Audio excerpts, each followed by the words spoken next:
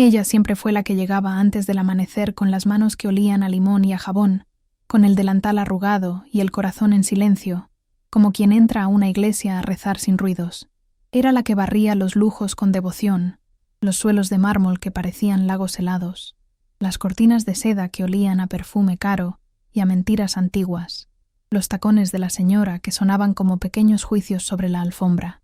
Ella, la narradora, era la sombra cordial en los pasillos brillantes, la voz suave que calmaba a la niña cuando la pesadilla volvía, la mano que recogía las migas y las esperanzas rotas. Vivía en una habitación con una sábana remendada y un crucifijo clavado sobre la puerta. Cada noche, antes de dormir, rezaba con palabras cortas: «Señor, dame fuerzas para otro día», y en sus bolsillos guardaba los dibujos de la niña: un sol, una casa y, una vez, un rectángulo negro con un círculo dentro. La cámara que nadie debía ver, y la cámara que nadie pudo quitarle. La injusticia comenzó un martes de lluvia. La señora, con el perfume envenenado y la voz como cuchillo, la llamó a la sala y le dijo con calma teatral: «Se acabó, no me sirves». La acusaron sin pruebas. La ordinariez del insulto fue una ceremonia. Le revisaron el bolso, la pusieron frente al mayordomo y le arrojaron la nómina como si fuera basura. «No mereces esto», dijo alguien como sentencia. Le quitaron el salario, y mucho más que eso. Le quitaron la dignidad frente a la puerta principal, con las vecinas curioseando, con la portera que fingía compasión mientras murmuraba rumores que corrían como pólvora. Se la llevó, roba, no es de fiar. El veneno de la mentira se extendió. La navaja de la humillación fue meticulosa. Le pidieron recoger sus cosas en silencio. Le quitaron la llave del cuarto. La señora apoyó la mano en el crucifijo como si poseyera la santidad y la acusada a la vez. Y entonces el portazo resonó como sentencia final. Y en ese momento, todo cambió. Ella salió a la lluvia con la nómina vacía en la mano, con el olor a limón mezclado con la lluvia que sabía a sal y a derrota. Durmió en un banco, con el crucifijo apretado contra el pecho como quien se aferra a un pañuelo en medio del naufragio. La niña, la pequeña a quien cuidaba con canciones de cuna, dejó bajo la puerta un dibujo, la cámara y una casa, y una frase que decía: «Tú lo viste». Ese trazo infantil fue más fuerte que 1000 palabras. Era la verdad dibujada con crayón, más clara que cualquier testimonio comprado. Las vecinas empezaron a contar su versión convertida en circo, algunas con aire de ola, otras con cuchicheos de abuela, todas lanzando piedras que nunca tocaron la verdad. La narradora se volvió un personaje público en el barrio, la pobre, la acusada, la que dormía con el frío pegado a sus huesos, pero la verdad, esa verdad como río que nunca se seca, permanecía escondida en una esquina de la casa, una cámara pequeña, un ángulo olvidado donde las manos que la humillaron no sabían mirar. Ella la había visto, sin pretenderlo, una noche cuando la señora discutía con alguien y la niña lloraba. La cámara, discreta, había grabado todo: palabras, giros de mano, la llave que cambiaba de bolsillo y la factura de una mentira. Lo sabía y lo sentía como quien lleva un fuego en la boca. Peligroso, salvador. Hizo silencio, trabajó como siempre, recogió las migas del día y tejió su paciencia con hilos de esperanza. Pero el ladrón no tenía nombre sino miedo, y el miedo hace que los poderosos se vuelvan más crueles. Le quitaron el salario, pero no pudieron arrancarle lo que la cámara había guardado. En noches de insomnio, hablaba sola en voz baja, como rezando un rosario de palabras: «Si me han de creer, déjame mostrarles». El deseo de justicia ardía como un fósforo. Sabía que mostrar ese rectángulo negro era poner en riesgo su vida. Podrían despedazarla con demandas. Podrían acusarla de robo por haberse quedado con un objeto que no era suyo. Podrían destruirla con más rumores. Pero también sabía que esa imagen podría nombrar la verdad y limpiar el barro que la cubría desde que la puerta se cerró. En el barrio, la fiebre de chismes alcanzó su cenit cuando alguien dijo que la niña había dibujado la cámara. Hubo una mirada, un silencio cargado, y la señora, en su despacho, empezó a planear la siguiente humillación: un aviso en el periódico, una denuncia por calumnia. La narradora, con las manos temblorosas, guardó la pequeña memoria electrónica dentro de su delantal, junto al crucifijo, y juró proteger a la niña con la obstinación de quien defiende a un hijo en guerra. «¡Mentira!», gritó una vecina, Yo lo vi, dijo otra, y en medio de la tormenta, la puerta de la mansión volvió a abrirse. Un coche oscuro frenó en la entrada, y de él bajó una figura conocida por todos, pero inesperada para ella. Un hombre con sombrero que nadie había visto entrar en esa casa desde años atrás. La narradora detuvo el aliento. La lluvia golpeó la cámara de la calle como tambor de anuncio. En su delantal, el rectángulo que contenía la noche tembló. ¿Quién era él? ¿Qué venía a hacer en la casa donde todo se había quebrado? La respuesta aguardaba, como siempre, en la pantalla que nadie quería encender. ¿Quieres descubrir qué sucedió después? Acompáñame en esta historia. La lluvia seguía golpeando la entrada como si quisiera borrar huellas, y la narradora apretó el crucifijo contra el pecho, hasta sentir la madera caliente de tanto nervio. El rectángulo negro dentro de su delantal pareció latir contra su costado, un corazón pequeño que contenía la noche. El hombre con sombrero avanzó bajo el alero. Sus zapatos dejaron charcos redondos sobre el mármol, y su figura se recortó contra la luz de la casa como una sombra que trae preguntas. La señora, con su perfume afilado, no tardó en convertir la llegada en espectáculo. Hizo que el mayordomo cerrara las puertas del vestíbulo, como si preparara un escenario, y llamó a la portera para que anunciara la acusación otra vez, con voz de gallina en mercado. «Se acabó», dijo la señora, y la palabra cayó sobre la narradora como una losa. El aire olía a seda, a perfume caro, a limón viejo y a inquina. Las vecinas ya estaban allí, con paraguas abiertos y miradas afiladas. Unas se cubrían la boca, otras señalaban. La calle se convirtió en graderío. La humillación escaló con pasos medidos. Le pidieron mostrar sus pertenencias como si fuera una ladrona delante de todo el mundo. Le quitaron el delantal, y por un minuto que duró siglos, la sintió despojada no solo de tela sino de nombre. Manos ajenas hurgaron en sus bolsillos. Manos que olían a colonia y a desdén, buscaron lo que ellas ya sabían que existía, como si la mera búsqueda fuera castigo. La señora colocó su mano en el crucifijo de la pared y pronunció frases religiosas con la boca endurecida.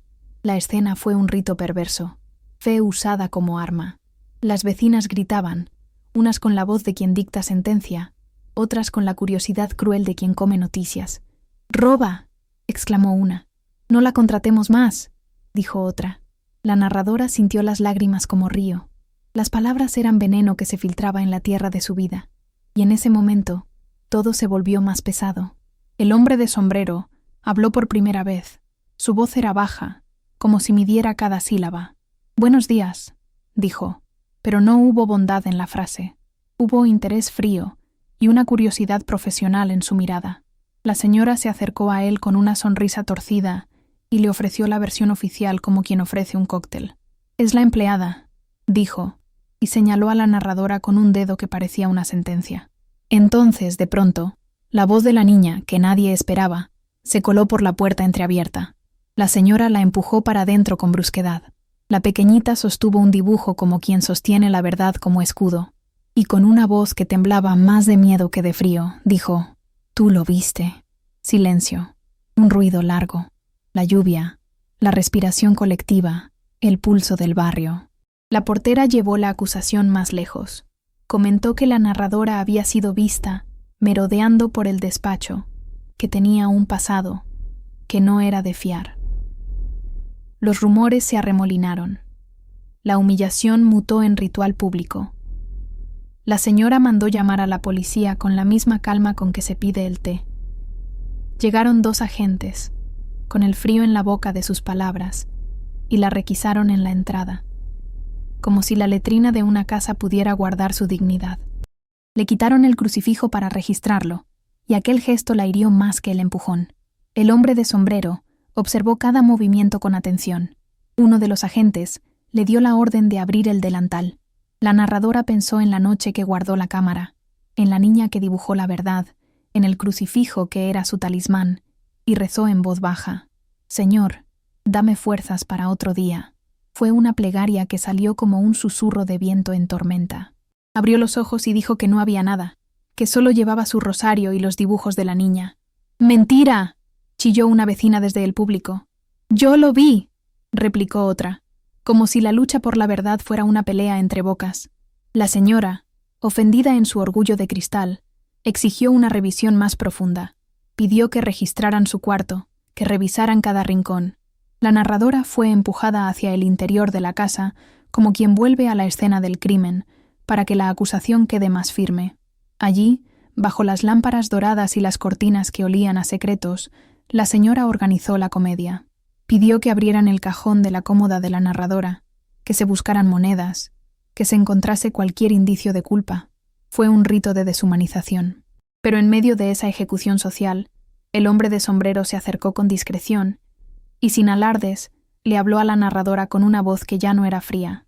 «Si tienes algo, muéstramelo a mí primero», susurró. Sus ojos, por un instante, no fueron el espejo del juicio, sino la puerta de una posible salida. Un latido de esperanza.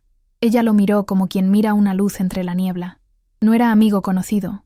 Parecía un forastero con paciencia de sabio. Le preguntó si quería ver algo, y la narradora sintió que la verdad en su bolsillo ocupaba todo el aire. Si mostraba la cámara allí, se arriesgaba a que la acusaran de robo.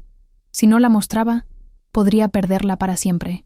La niña, con dedos de crayón aún manchados, se arrimó y dibujó otra vez la cámara sobre un papel, con letras torpes que decían la verdad.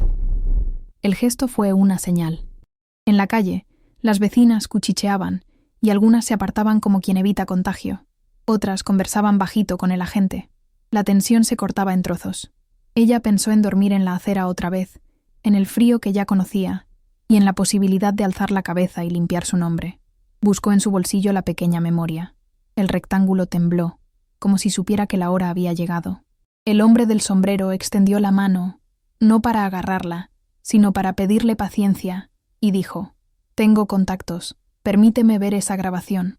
Si lo que dices es cierto, no permitiré que quede impune». La esperanza fue una llama delgada. La señora rugió. «¡No!», gritó, y la palabra aterrizó con violencia. Caminó hacia ellos como una tormenta que sabe su propio poder. Un mayordomo intentó arrebatarle a la narradora el delantal. La mano tocó la tela. En ese instante, la niña gritó con todo el valor que puede tener un corazón pequeño: «Mamá, no toquen a ella. Ella cuida de mí». Las puertas crujieron. Un golpe seco. Alguien cerró de golpe una puerta detrás del hombre de sombrero. Todo quedó suspendido. La cámara dentro del delantal parpadeó una vez. La narradora sintió que la verdad estaba a punto de salir del bolsillo y convertirse en luz o en pólvora. ¿Confiaría en aquel hombre? ¿Podía permitir que la esperanza saliera a la intemperie y corriera el riesgo de que la señora la pisoteara? La vecindad contuvo la respiración. Y entonces, cuando la mano del mayordomo estaba a punto de arrancar la tela, el hombre de sombrero dio un paso adelante y dijo en voz alta, para que todos oyeran: «Déjenla. Yo quiero ver ese video». Un murmullo recorrió las filas de curiosos. La lluvia golpeó más fuerte, como tambor de advertencia. La señora frunció el ceño. La cámara dentro del delantal vibró, y en ese mismo segundo, alguien desde la ventana del piso de arriba lanzó un grito que atravesó la escena. «Hay alguien más en la casa que puede probarlo». La narradora sintió que la tierra bajo sus pies se movía. Una posibilidad nueva asomaba entre las rendijas de la injusticia. ¿Quién subiría la mano para declarar la verdad? ¿Quién subiría la mano para declarar la verdad? Ella escuchó esa pregunta como un martillazo en el pecho, con la lluvia todavía pegando su delantal al cuerpo y el dibujo de la niña apretado entre los dedos. Por un instante creyó que el barrio entero iba a levantarse como un solo pulmón y expulsar la mentira de aquella casa. Entonces la voz llegó desde la escalera.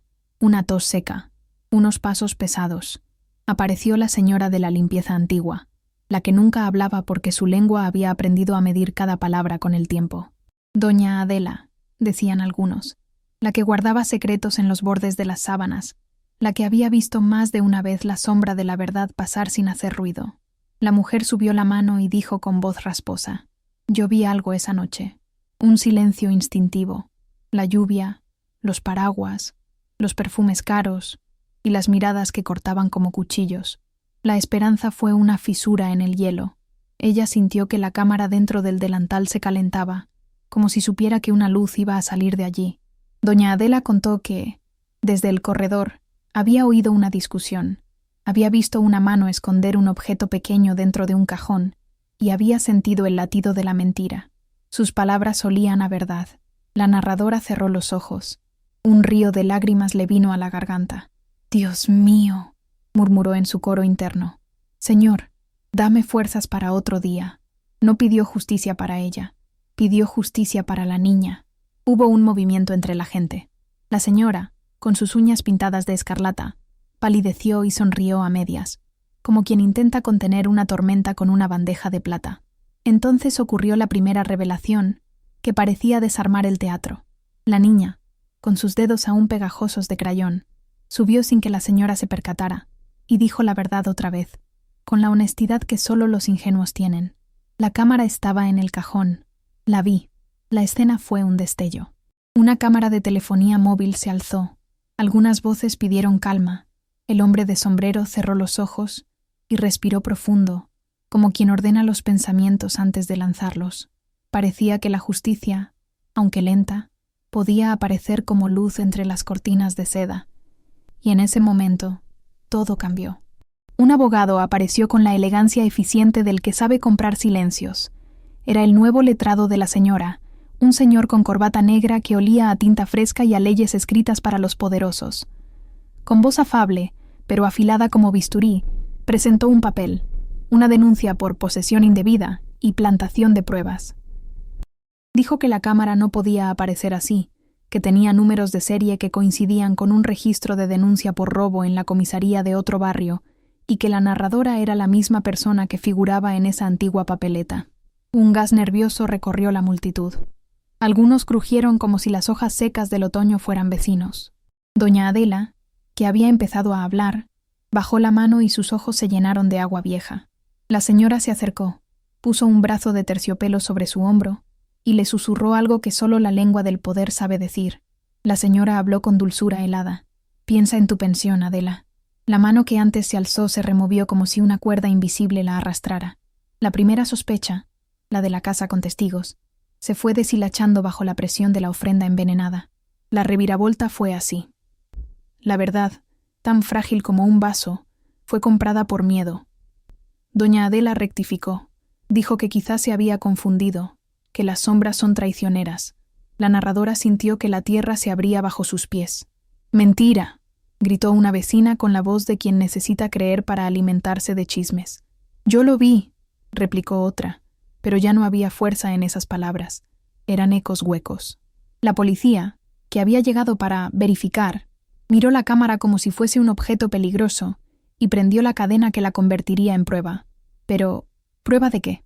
El letrado sacó documentos, pruebas contra la propia narradora, un nombre similar, una vieja queja por hurto en un mercado distante, una firma que no cuadraba. La señora habló de coincidencias, la señora habló de seguridad, y en la sala, la verdad comenzó a perder su traje de evidencia porque el poder tiene formas de vestirse de razón. La cámara fue llevada por un agente con guantes, la tomaron como el cuerpo de un crimen y la introdujeron en una bolsa clara. El crucifijo, ese que había apretado al pecho como quien sostiene la última vela en la noche, fue apartado con mano firme por otro agente que dijo «formulario de incautación», y ella lo dejó ir como quien ve a un hijo subido a un barco que parte. La sensación fue un corte. Le arrancaron algo más que madera. La domina del olor de la seda se acercó, miró a la niña con sonrisa de porcelana y dijo: «Será por su bien. Ella está expuesta. No podemos permitir que conviva con alguien que manipula pruebas». Unos susurros. Riesgo. Estabilidad emocional. Antecedentes. Una trabajadora social, con carpeta en brazo, entró como una que viene a salvar. Un espejo en el rostro. La expresión neutra que aprendió en oficinas donde el papel decide destinos. Le hicieron preguntas a la narradora que dolían como puñaladas. ¿Dónde dormía? ¿Con quién hablaba? ¿Si había consumo de alcohol? ¿Si alguien la amenazaba? Su respuesta fue la verdad simple. Cuidaba de una niña. Dormía en una habitación remendada. Rezaba todas las noches. Esa verdad no bastó.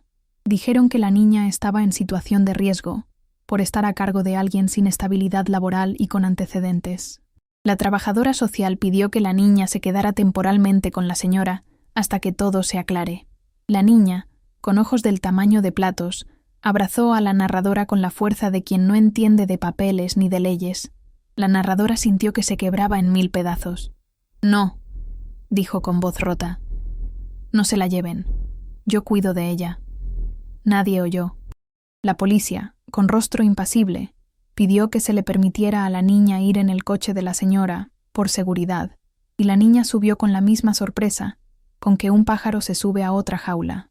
Ella tocó su mejilla, la olió como quien memoriza un aroma que después será receta de nostalgia. Al cerrarse la puerta del coche, el sonido fue una caída. La narradora cayó también. El mayordomo, con mano fría, ordenó que la acompañaran a su cuarto para recoger sus cosas. Pero allí no hubo delicadeza. Abrieron el cajón, revolvieron las cosas como si la vida de alguien fuera basura que podía olerse y tirarse. Los vecinos filmaron con sus móviles. La lluvia ya no era consuelo, sino un testigo que dejaba huellas en el vestido y en la dignidad. Le quitaron el delantal, la sometieron a preguntas, la fotografiaron en actitud humillada para las carpetas del expediente. Algunos chicos del barrio se acercaron y espetaron insultos que venían de señora, como si el desprecio se heredara. La narradora sabía que enseñar el video sería su defensa, pero el agente le dijo que, por procedimiento, la cámara quedaría bajo custodia y que, por tanto, ella no podría acceder a su propia prueba.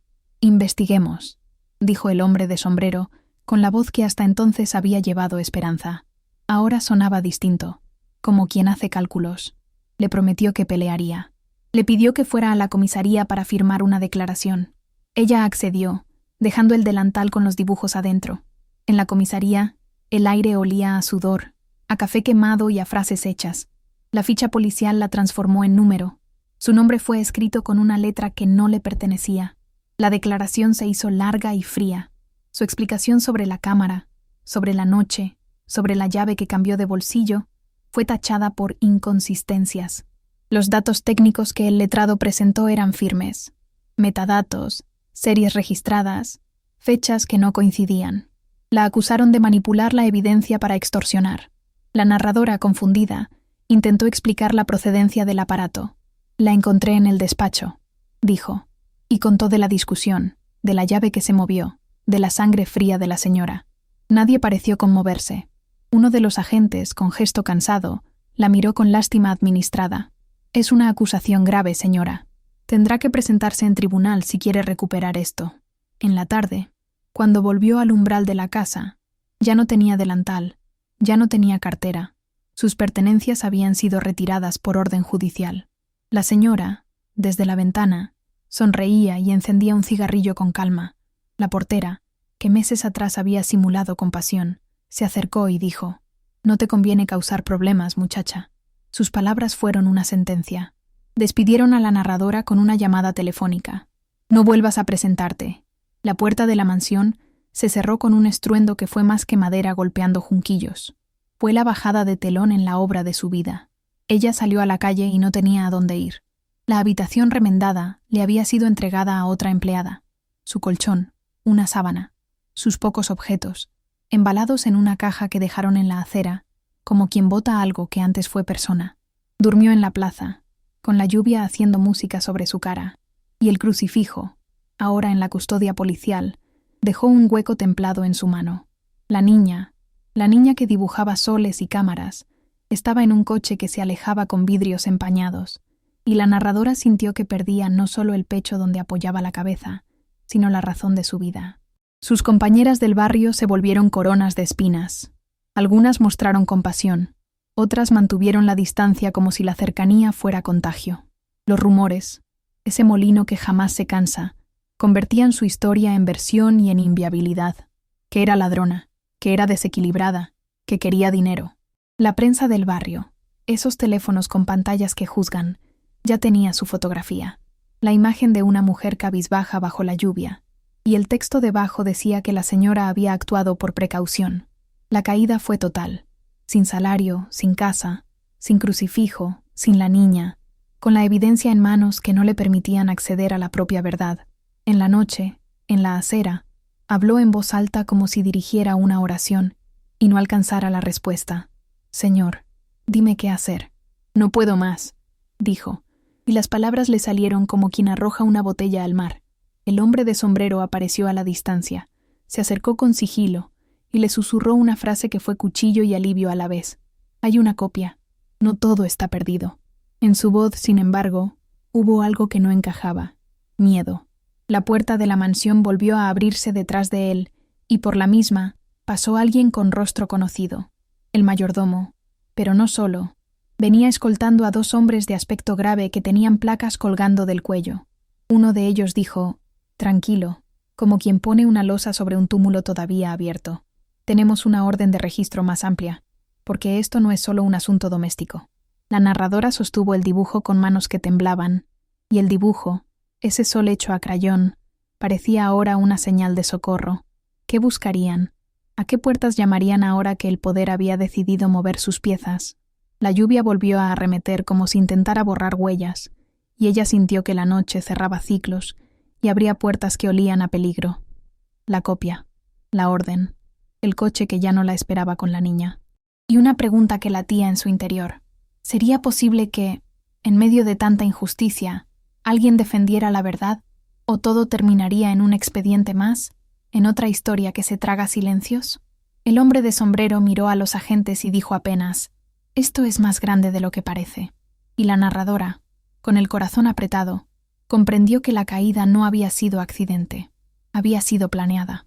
La puerta se cerró detrás del grupo y, en un último empuje, la señora salió a la galería, se plantó como estatua y alzó la mano con gesto de absolución. «Así será», dijo, y el cristal del ventanal reflejó su sonrisa como un espejo que no perdona. La lluvia lo borró todo menos una cosa, la cámara, la prueba, la memoria.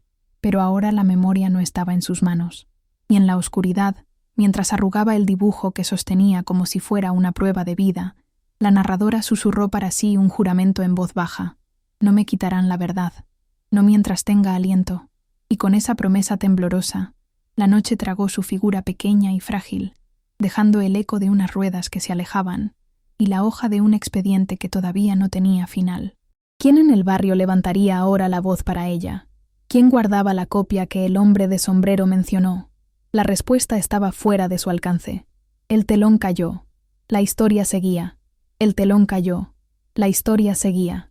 La lluvia seguía escribiendo en su cara mapas de sal y memoria, mientras el hombre de sombrero se quedó junto a ella bajo el lastre de la noche, como si la oscuridad también tuviera oídos y quisiera escuchar la confesión de una vida. Él llevaba en la mano un sobre pequeño y húmedo que olía a tinta y a café, y cuando lo abrió, la luz de la calle peinó algo metálico, un pendrive envuelto en papel de aluminio, como un tesoro robado a la indiferencia.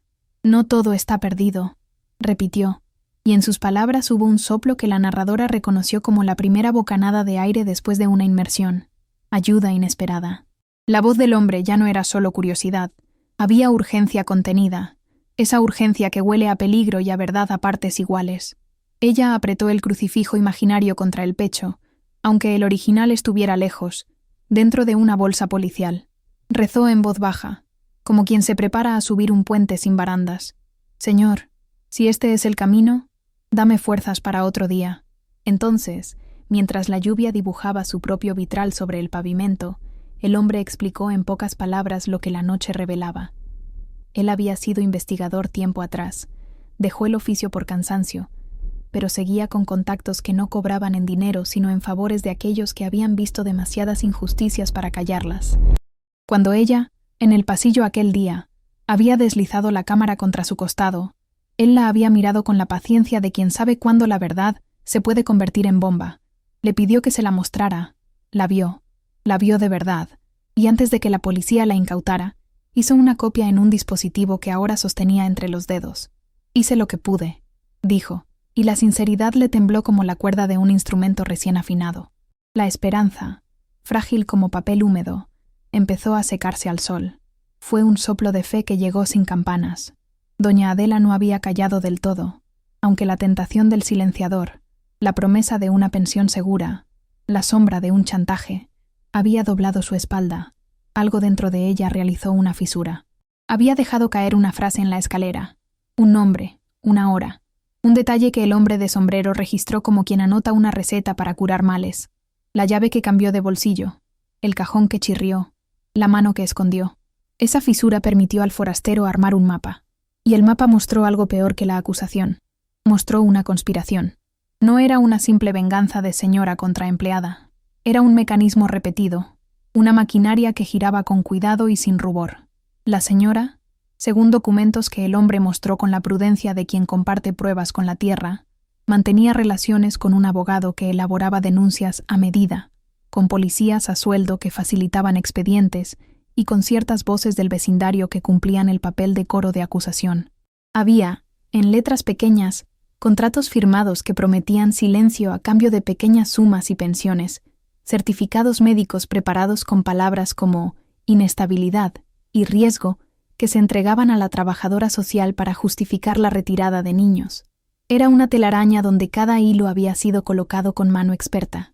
Ella escuchó y sintió que el barro de su caída no había sido natural sino sembrado. «Lo planearon», dijo el hombre de sombrero, y la frase cayó pesada como una losa. Pensó en las miradas de la portera, que ya no eran solo curiosidad, sino parte de un guión aprendido, en la manera en que la señora pronunció la palabra precaución, como si fuera una oración, en la rapidez con la que aparecieron documentos antiguos que la señalaban. La indignación le subió por la garganta como fuego, y por un instante soltó una frase corta, explosiva, como una piedra arrojada al estanque. «Mentira». El hombre asintió y mostró el pendrive con cautela. La copia estaba ahí, pero no bastaba con mostrarla en la comisaría donde las manos del poder ya habían escrito la historia que convenía.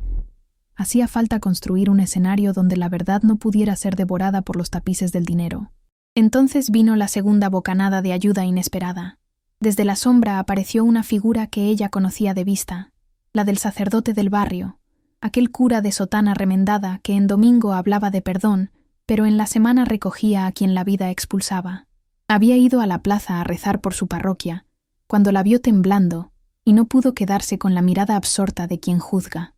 Se acercó y le ofreció, sin grandes palabras, un lugar seguro, la capilla humilde con olor a cera y a rosas secas.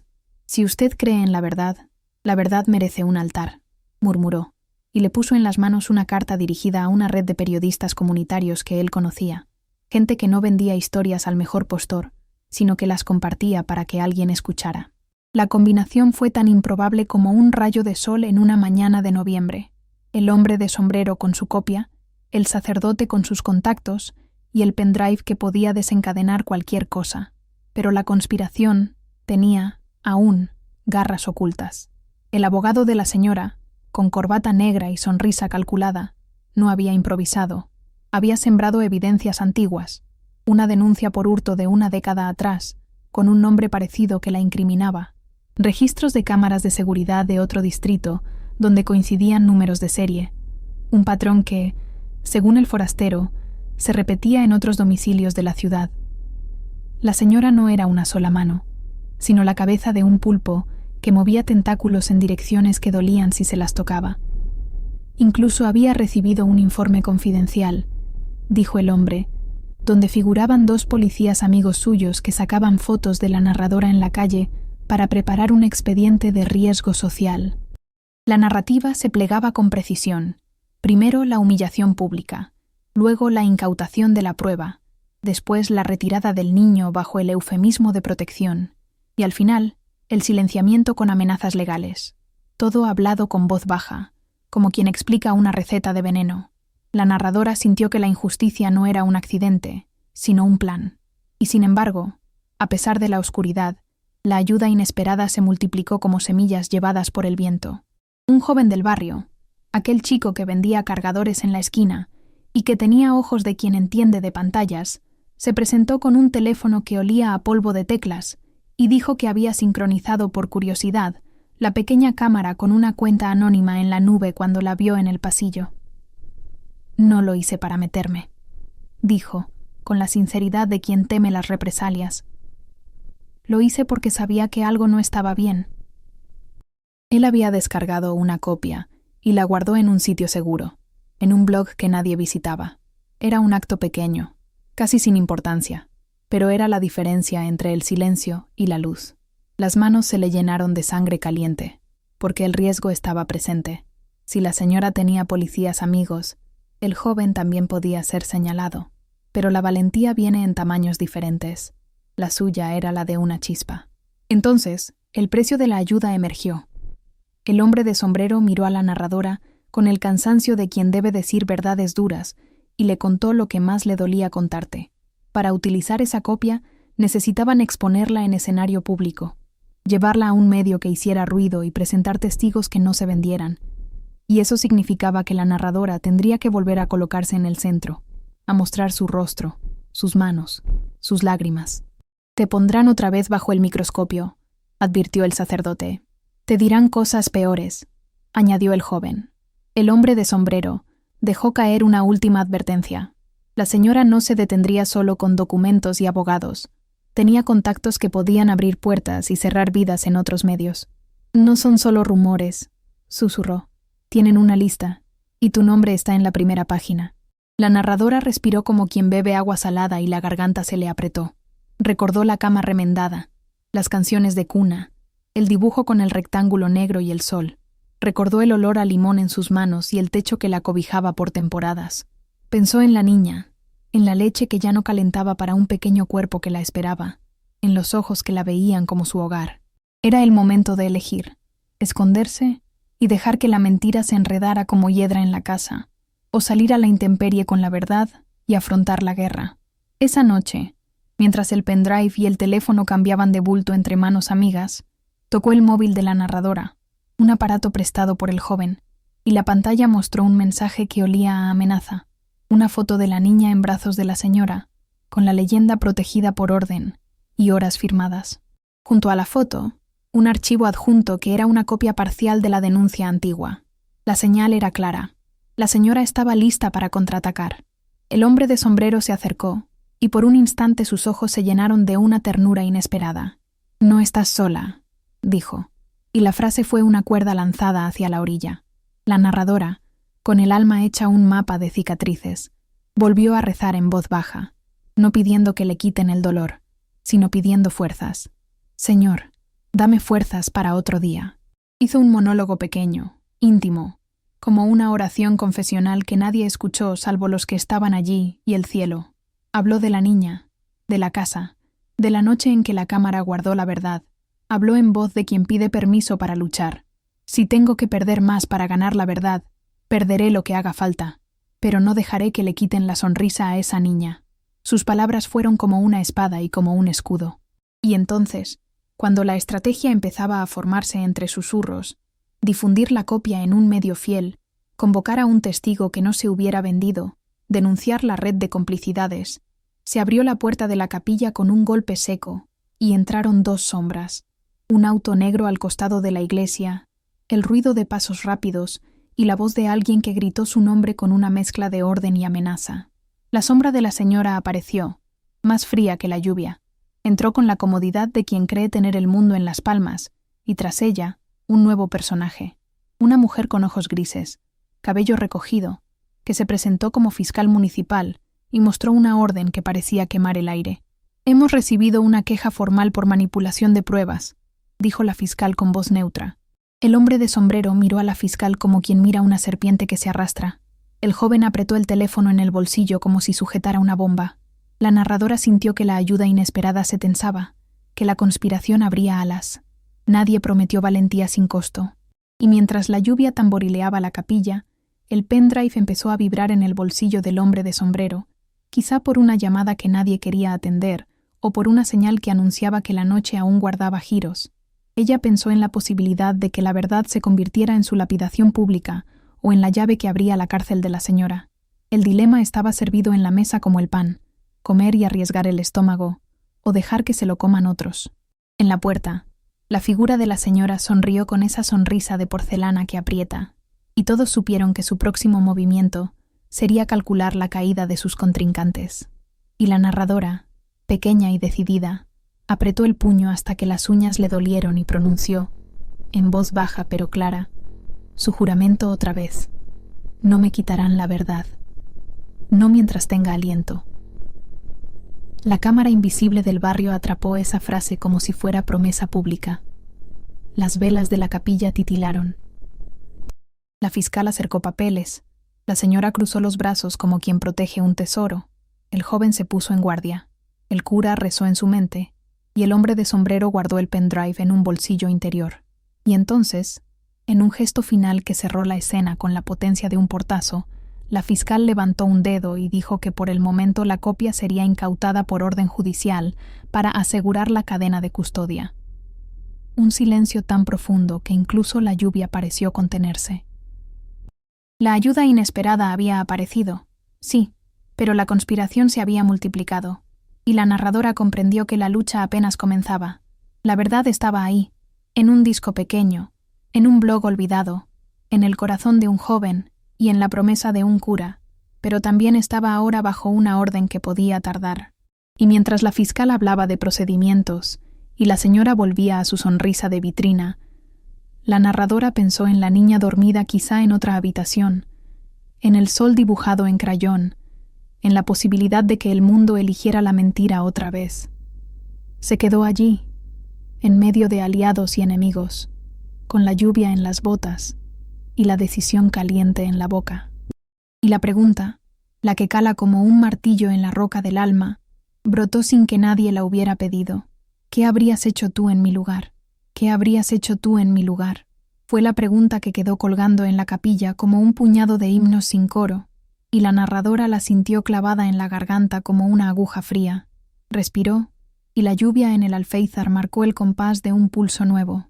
Algo iba a ocurrir, y no sabía si sería salvación o martirio. El hombre del sombrero apretó el pendrive entre los dedos, como si fuese el único hilo que aún sostenía su ropa. El joven enseñó el teléfono con la copia en la nube, y el cura cerró los ojos en una oración muda que olía a cera y a madera húmeda. La fiscal, con su papel que todavía quemaba el aire, observó a todos, y dijo que la incautación seguiría, pero la ciudad tiene buzones donde los secretos se vuelven estruendos, y esa noche alguien encendió la mecha.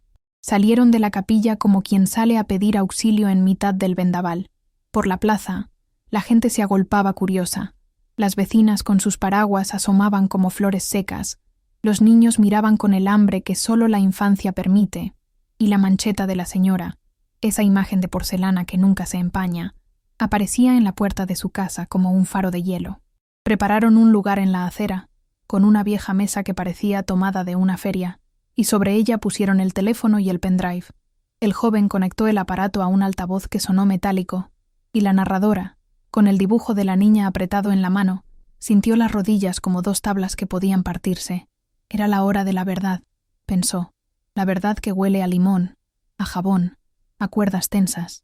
El murmullo subió, y entre los murmullos las voces conocidas. Ella no, la dejaron sin nada, pobrecita, se mezclaron con las que ya no podían callar.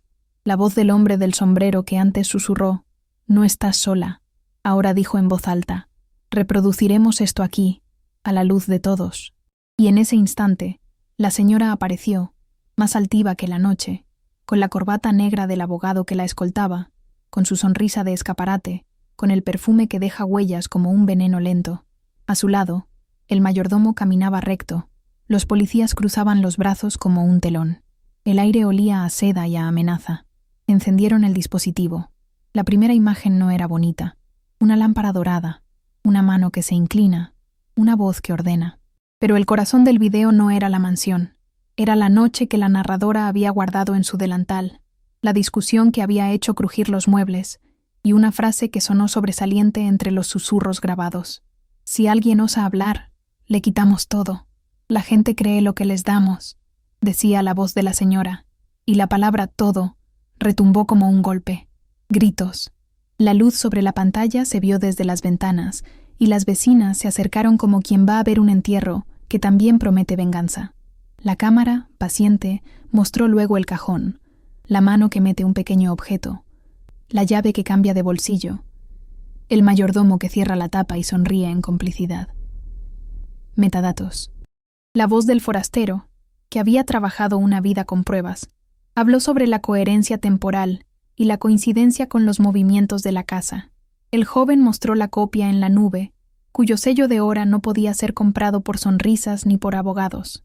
Doña Adela, que había confesado y luego callado por miedo, se llevó las manos a la boca. El sacerdote hundió sus dedos en el rosario como quien hace un nudo para no romperse. Y ahí, entre la lluvia que parecía escuchar, el video osó lo impensable. Además de la señora y el mayordomo, aparecía una conversación con un número telefónico conocido, una voz masculina, grave, decía, cubran las denuncias falsas. Yo me encargo de la policía. El nombre de un comisario apareció en la pantalla como una sombra que no se puede borrar. Todo saltó como una hoguera que encuentra aire. ¡Mentira!, gritaron algunos. «Yo lo vi», replicaron otros. La señora, blanca como un plato, negó hasta perder el pulso. «Es un montaje», dijo, y su abogado, con la corbata como una guillotina, agitó papeles viejos que hablaban de antecedentes. Pero la gente tenía ahora en sus manos no un rumor, sino un rectángulo luminoso que repetía sin cansancio la escena de la noche, la instrucción de plantar pruebas, la sonrisa que arregla una pena con dinero, el plan que quitó a una mujer su salario y a una niña la calma de sus noches. La violencia de la exposición fue tal que la boca de la señora se abrió como un cajón imposible. Intentó comprar la mirada de doña Adela con promesas más grandes que las anteriores. Ofreció dinero en público, ofreció pensiones, ofreció discreción. La vieja, temblorosa, fue testigo de que su propio silencio se ofrecía en venta otra vez. Pero esta vez, a su lado, había un joven con los ojos encendidos que dijo con voz clara: «No, ya no». Su valentía, pequeña y caliente, fue la chispa que detuvo la compra del silencio. Entonces la que más temía la señora fue la plaza misma. La gente, que hasta horas antes comía cotilleos como pan, ahora tenía en sus manos el mapa de una conspiración. Empezaron a salir nombres de policías, de abogados, de porteras que hacían miradas de justicia por encargo. Salieron facturas, mensajes de texto que el hombre del sombrero había conseguido en su tiempo de investigador y que mostraban transferencias diminutas que formaban una telaraña de pagos. La fiscal, que presenció con el ceño fruncido, ordenó que nadie tocara los equipos, pero el ruido del pueblo ya era un instrumento. Llegó la hora de la palabra. La narradora, con el dibujo de la niña apretado hasta hacerle temblar el papel, subió al pequeño escalón del bordillo y habló sin guiones, con la verdad cruda como pan negro. Contó la noche, contó la humillación, contó la ritualización del desprecio, contó cómo le quitaron la nómina como quien quita una vida un pedazo a la vez. Habló también de las noches en la plaza, de su crucifijo en manos ajenas, del frío que se mete en los huesos cuando te arrancan todo, y luego sacó, con manos que parecían de otro tiempo, el dibujo que la niña había dejado en la puerta, la cámara y la frase «Tú lo viste». Sus palabras fueron como piedras lanzadas al estanque, ondas que ya nadie pudo fingir que no veía. Entonces el clímax. Un teléfono del abogado de la señora sonó, y quien habló al otro lado fue el comisario cuyo nombre había salido en la grabación. La gente oyó una conversación que parecía un lamento. «No podemos parar esto. Aparece todo», dijo la voz. El abogado, pálido, intentó convertir la escena en delito. «Difamación pública», musitó. Pero la plaza ya olía a verdad y al odio que se le arrima. En un arrebato, la señora se lanzó hacia la narradora. Sus uñas pintadas rozaron la garganta de la acusada como un gesto simbólico, ritual de humillación que antes se hacía en privado y ahora se atrevió a ser público.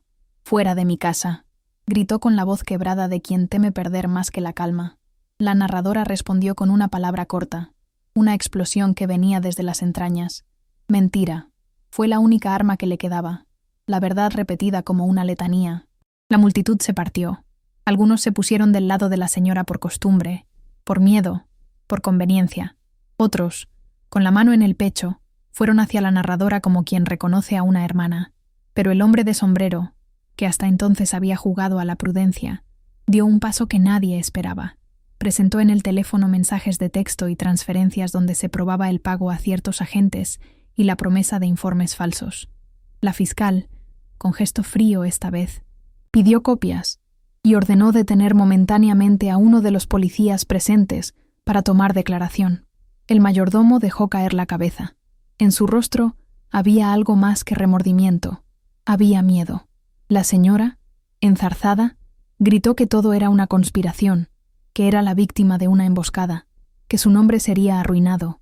Pero la plaza no era el salón de té donde las palabras se compran. Era un jurado que ahora veía, tocaba y escuchaba. El primer triunfo llegó como un golpe seco. La fiscal anunció que por indicios suficientes se abriría una investigación formal contra varias personas involucradas y que la cámara sería enviada a peritaje forense.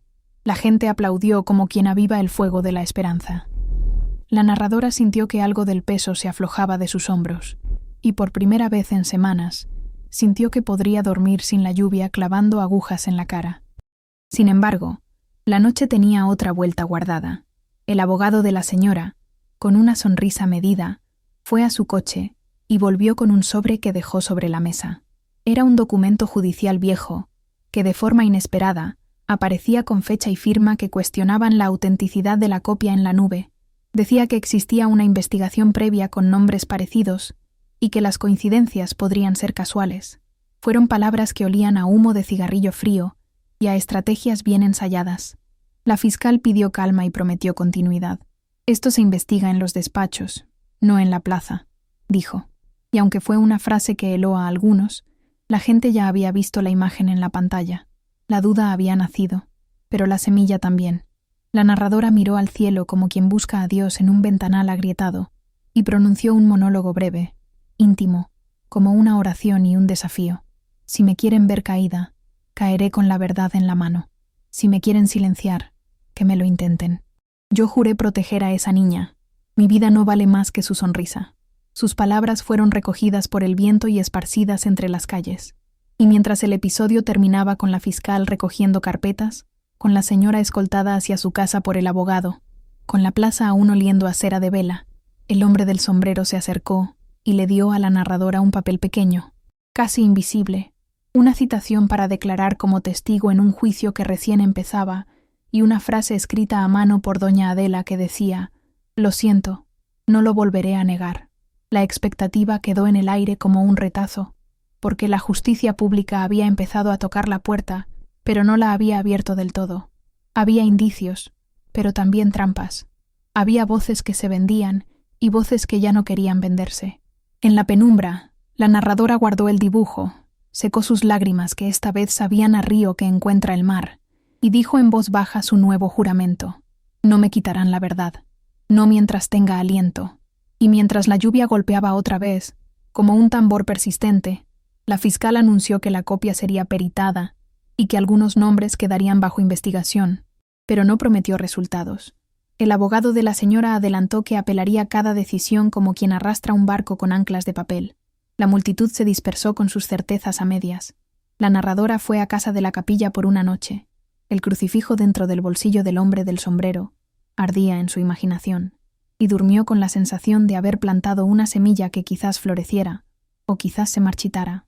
A la mañana siguiente una vecina dejó en su umbral una nota anónima: «Cuidado, ellos no perdonan».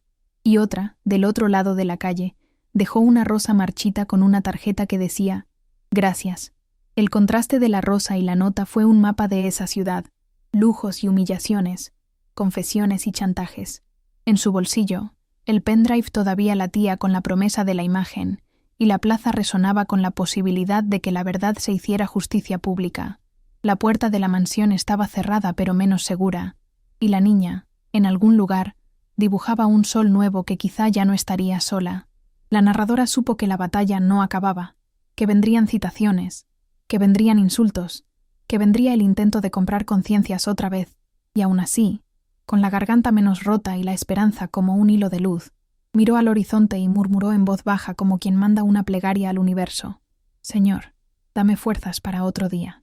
Y en esa íntima promesa, en ese latido que raspa el miedo, la comunidad entendió algo que no se podía negar. La verdad ya no estaba encerrada en un cajón, se había mostrado al sol. Al final, la verdad siempre brilla más fuerte que el oro. Al final, la verdad siempre brilla más fuerte que el oro. Ella lo repitió en su pecho como un talismán, mientras el amanecer convertía la lluvia en una marea suave sobre las tejas. La plaza olía a pan recién hecho y a humo de velas, y la esperanza todavía tenía ese sabor a hierro frío que toma la garganta cuando se sabe que algo va a cambiar. Las noticias del peritaje llegaron como un correo sin firma. El laboratorio forense confirmó que la copia era auténtica, que los metadatos no estaban alterados, que la hora y la fecha coincidían con la versión que la narradora había contado 1000 veces en la noche. El sonido de esos informes tenía un timbre de campana para la gente humilde y un ruido de alarma para los que se creían intocables. Ella escuchó la noticia en la cocina de la capilla, entre el olor a cera y pan remojado, con las manos todavía calientes del trabajo que la mantenía viva, y sintió que algo del peso que llevaba desde el primer portazo se aflojaba como si un nudo en la garganta comenzara a desatarse. Pero la verdad no llega sola, trae cola, trae rabia, trae venganzas contenidas. La señora no tardó en mostrar la coraza de su poder. Contrató otro letrado, más frío, con papelitos que parecían lanzas. Organizó una rueda de prensa en la que su voz sonó medida y perfecta, como quien recita un guión incontrovertible. La mansión abría sus ventanas como ojos gigantes para mirar el espectáculo. La ciudad, hambrienta de certezas, fue al tribunal como quien va al circo, y la narradora se presentó con la misma humildad que la había protegido siempre. Un abrigo remendado, el olor a limón seco en sus manos, el crucifijo imaginario apretado por dentro del pecho. La fiscal la miró con respeto creciente. Los papeles del caso crujían en la sala como hojas de otoño. Doña Adela, que había vuelto a jurar la verdad con voz temblorosa, se sentó al lado del público, y el joven del barrio que había guardado la copia en la nube la miró con esos ojos de quien sabe que hizo algo prohibido y necesario. El corazón de la narradora latía con la lentitud de las cosas importantes. Rezó en voz baja: «Señor, dame fuerzas para otro día». Y su voz fue un hilo que unió a quienes no tenían otro recurso que el silencio y la fe. La sala olía a madera pulida, a sudor de traje y a colonia cara. La señora entró como quien pisa el planeta entero, con uñas rojas, zapatos que hacían ruido como cascos de verdugo, y una sonrisa que no alcanzaba los ojos. El mayordomo, con la cabeza gacha, la acompañaba. En su gesto había una culpa que no supo traducir en palabras. El juez, empalidecido por la formalidad, pidió orden y habló de pruebas. El pendrive, el blog anónimo, los mensajes, todo formaba una madeja que ya no podía negarse. Entonces ocurrió la primera gran descoberta. En el peritaje de audio, los expertos encontraron una variación en la voz de la señora que coincidía con la frecuencia de un teléfono cercano. Era una confirmación técnica de lo que el rectángulo negro mostraba con cruda claridad: instrucción, desdén, pago por denuncias falsas. Las manos de la narradora se convirtieron en una cárcel de nervios. Sus recuerdos hicieron fila y desfilaron ante el tribunal con la cadencia de una procesión. La mano que escondía el objeto en el cajón, la llave que cambiaba de bolsillo, la risa del mayordomo que parecía un compás de complicidad. Los murmullos subieron de volumen, y la señora intentó, con la suavidad de una tormenta que miente, echar tierra sobre la prueba. Dijo que el video era montaje, que ella era víctima de una campaña, que su familia sufría por calumnias. Pero el golpe de la ciencia es una verdad sin disfraces. Los peritos mostraron transferencias, mensajes, un patrón de pagos pequeños que formaban un hilo, y en el centro de ese hilo aparecía el nombre de la señora, siempre presente como un espejo. La plaza estalló en pequeñas exclamaciones. Las vecinas que antes murmuraban al pasar, ahora miraban con una mezcla de vergüenza y alivio. Algunas ofrecían disculpas en voz baja, como quien entrega una moneda al viento. Doña Adela, de pie, dejó caer las manos como quien suelta una culpa que ya no le pertenece. Contó en voz alta cómo la tentaron con una pensión, cómo la amenazaron con quitarle su vejez si no ayudaba a la señora. Habló de la sesión donde le ofrecieron billetes y silencio, y cómo su corazón dio un quiebre. La confesión fue un cuchillo que abrió la carne del relato. La narradora, que había sufrido la humillación pública, sintió que sus lágrimas eran ahora una brújula, la verdad, y en ese momento todo cambió. Comenzó el confronto dramático. Fuera del tribunal, la gente se apiñaba contra las rejas. La lluvia, que siempre acompaña como un ritual, empezó a caer otra vez, lavando los barrotes y las conciencias. La señora salió para una declaración pública, su vestido de seda golpeando el viento como bandera inmune. La narradora, que no buscaba la venganza sino la reparación, se acercó con pasos que sonaban como versos rotos. Se miraron como se miran los que se han dicho 1000 mentiras. Por un lado, la que tiene boca llena de alfileres. Por otro, la mujer que llevaba en un bolsillo el rectángulo que había arrancado su vida. «¿Quién te crees para arruinar mi casa?», espetó la señora con voz sacada de un confesionario, buscando el desprecio con precisión. La narradora, con la boca seca, respondió con la simpleza de lo verdadero. «Soy quien cuida de una niña que ahora no duerme por tu culpa. Soy quien vio la mano que metió la prueba en el cajón». La plaza contuvo la respiración. La señora alzó una mano como quien manda callar y lanzó una mirada que pretendía comprar el silencio de la gente. Difamación, dijo otra vez, como si la palabra fuera una manta que lo tapara todo. El hombre de sombrero, que hasta entonces habló poco y observó mucho, dio un paso adelante y dejó sobre la mesa del público una copia impresa de mensajes que no se podían negar. Transferencias, fechas, cuentas que recibían pequeñas sumas con la etiqueta silencio en un idioma menos sutil. ¡Mentira!, gritó la señora, pero su grito sonó hueco frente a la evidencia. La narradora, impulsada por una furia que no es odio sino justicia, subió la voz con una frase que fue como piedra lanzada. «Yo lo vi». Fue una detonación. La gente aplaudió entre dientes. Algunos comenzaron a gritar: «Que pague, que devuelva, que la señalen». Los policías que antes cuidaban la puerta miraron con un nuevo brillo en los ojos. El comisario que salía en las pruebas palideció y fue empujado por la responsabilidad que le arrastraba su propio nombre. El mayordomo, que hasta entonces fue sombra, se quebró. Contó que la señora había ordenado plantar pruebas, que había llamado a personas para fabricar expedientes, que el plan tenía matices de venganza y oficios de profesional. Su voz era la de quien se ha tragado demasiadas culpas. La señora intentó retroceder, intentó pagar en público, ofrecer sumas, susurrar promesas, pero la plaza ya no era su salón de té. La fiscal, con la autoridad que viste las palabras, pidió detenciones preventivas por indicios de delitos y ordenó que ciertos personajes fueran trasladados para declarar. No fue una sentencia final, pero sí fue el primer abrazo de la ley a la verdad. La mujer que había humillado, que había arrancado salarios y sueños, fue escoltada por agentes mientras la gente la miraba con la mezcla de odio y alivio que provoca la caída de un gigante. La narradora escuchó el portazo de la patrulla como un trueno que despeja el cielo. La puerta que tantas veces la había marcado como inútil se cerró ahora sobre quien creyó poder comprar la verdad. Los gritos en la calle fueron un coro inesperado. Justicia, no más, que devuelva lo robado. Doña Adela se acercó y tomó la mano de la narradora. Sus dedos eran como hojas secas, pero su mirada brillaba con algo nuevo, arrepentimiento y valor. El sacerdote, desde la distancia, elevó una breve oración que olía a cera y humo, y la narradora dejó escapar un llanto que fue río, que fue liberación. Sin embargo, la victoria tenía un filo. El abogado de la señora, con una nueva artimaña, mostró un documento que sembró dudas, una antigua denuncia con nombre similar, firmas que amenazaban con abrir otra brecha legal. La plaza, que había celebrado, ahora miró con cautela.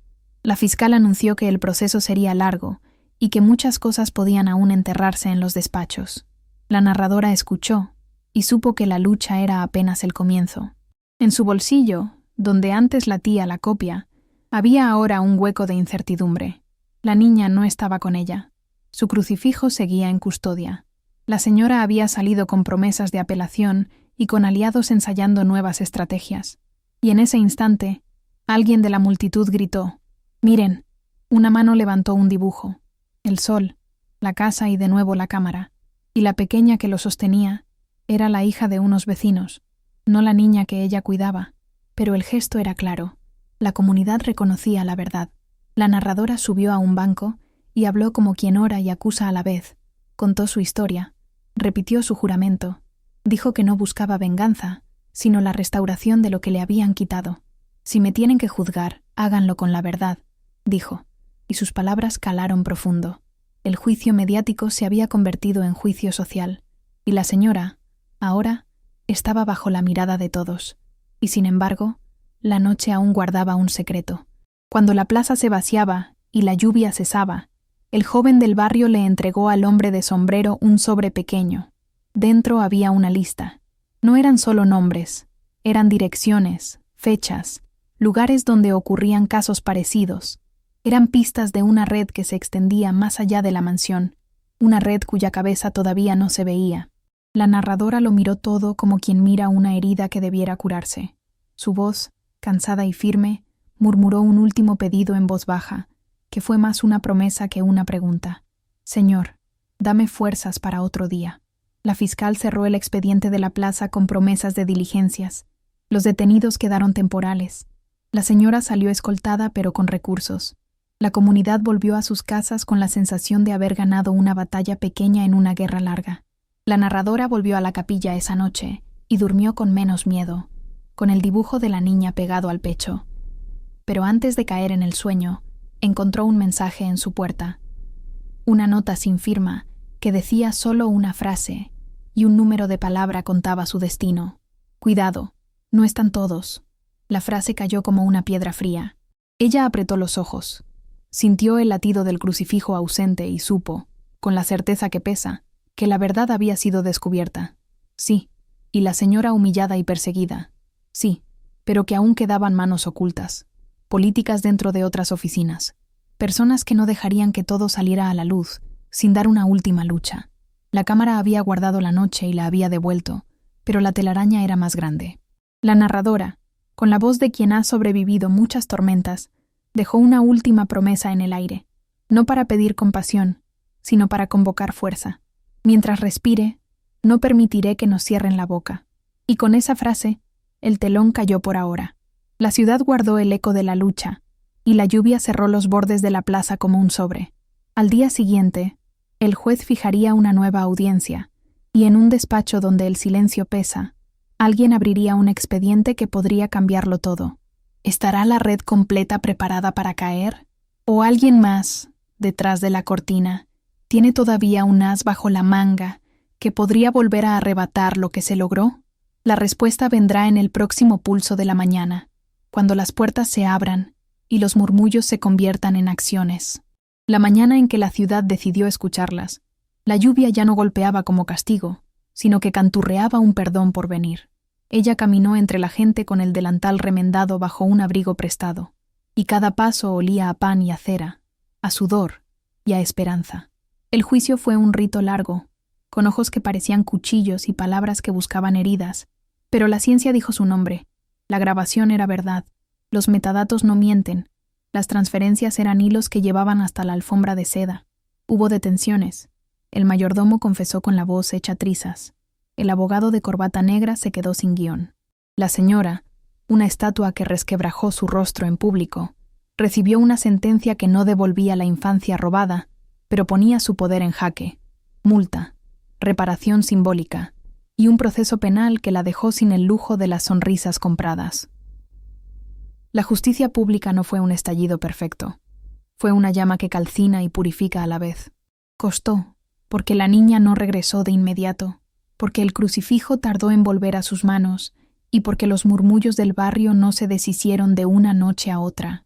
Ella, que dormía con dibujos en el pecho, pagó con noches sin techo y con un nombre que tardó en limpiarse, pero también ganó algo que el oro no compra, la verdad compartida, la mirada que ya no la anula. Fue en la capilla, con olor a cera y limón en las manos, donde la señora, ahora acorralada por su culpa, vino no a revivir el drama, sino a humillar su orgullo con una disculpa torpe, una mano que ofrecía más miedo que arrepentimiento. Ella la miró largo, sintió el asco del pasado como un nudo en la garganta, y aún así, por la niña y por su propia alma, dejó caer la palabra que cura más que el rencor. Perdón. No fue olvido, fue un gesto que abrió puertas. Los bosques de rumores se transformaron en senderos de reconstrucción. Doña Adela recuperó su voz y pidió perdón a su modo. El joven del barrio fue reconocido por su valentía. El sacerdote abrió la capilla como refugio y centro comunitario. Ella recibió el crucifijo de vuelta, gastado, con olor a madera y a lluvia. Lo apretó contra el pecho y sintió que algo en su espina se recomponía. Construyeron entre todos una pequeña oficina donde las empleadas domésticas aprendían a proteger sus derechos. La niña volvió, con sus dibujos que ahora eran más firmes, y la primera cosa que hizo fue regalarle un sol grande, amarillo como promesa. La reparación no borró las cicatrices, pero hizo un tejido nuevo, terapia para la niña, apoyo legal para otras mujeres, una red que ya no permitió que el poder comprara silencios. Ella volvió a barrer, pero no para esconder la suciedad de otros, sino para limpiarla del barrio entero. Su delantal olía a jabón y a justicia. En su oración final, murmuró lo de siempre, ahora sin temor. Señor, gracias por otro día. La moraleja quedó al descubierto como un espejo. La verdad, aunque enterrada, encuentra raíces. La dignidad se defiende con lágrimas. con riesgo, con comunidad. Al final, la verdad siempre brilla más fuerte que el oro, pero necesita manos que la sostengan. Si esta historia te conmovió, comparte para que más personas la escuchen.